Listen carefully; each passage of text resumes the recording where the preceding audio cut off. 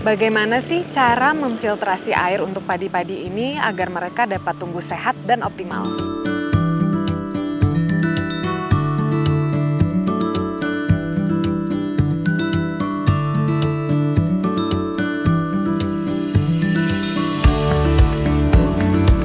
Berarti dengan kita melakukan filtrasi kepada air tersebut, pastinya ada efek jangka panjangnya ya untuk tanah ini.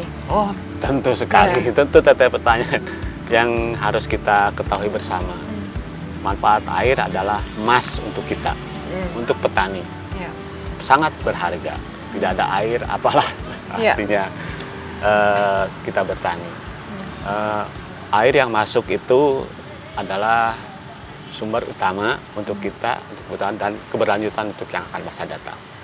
Pertanian organik membutuhkan air yang sangat bersih untuk menjaga kebutuhan dan keberlangsungan hidup untuk kita semua. Jadi air ini sangat menentukan dan sangat penting ya untuk keberlangsungan padi-padi di sini ya. Betul. Nah, pertanyaan saya selanjutnya nih, butuh berapa banyak air sih untuk tanaman padi-padi ini? Karena kan memang dia lumayan tergenang ya. Betul. Dan kesana kayaknya sepertinya membutuhkan banyak. Waduh, banyak sekali teh. Kalau misalkan dihitung ya itu ada rumusnya.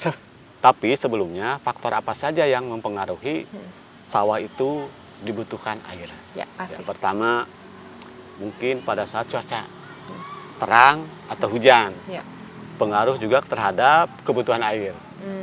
Airnya kalau misalkan hujan berarti pengalirannya debit airnya dikurangi. Ya. Gitu. Kalau misalkan pada saat kering, berarti kebutuhan air dialirkan. Ya. Itu harus berapa debit air yang dibutuhkan, gitu kan? Terus keduanya penyerapan jenis tanah. Penyerapan tanah itu beda-beda penyerapan ada air. yang lebih cepat. Ya, penyerapan ke dalam tanah berapa cepat, berapa banyak air yang terserap ke dalam tanah lari. Terus berapa banyak transpirasi ini karena kan penguapan lah begitu ya, penguapan matahari itu berapa banyak terus dihitung banyak faktor ya. Banyak faktor, rumusnya juga lumayan ini ya, kompleks ya. Kompleks sekali. Jadi kalau misalkan kita ibaratkan ideal saja ya. Jika air masuk itu 2 liter per detik, itu bisa mengairi sawah 2 hektar. 2 hektar. 2 liter per detik. Itu ada rumusnya kan tadi faktor-faktor tadi. Jika ideal nih. Tanahnya bagus, sudah lumpur, evaporasinya sekitar 5 atau sampai 8 mm per detik begitu, per kubik itu. Nanti atau kita bisa hitung begitu.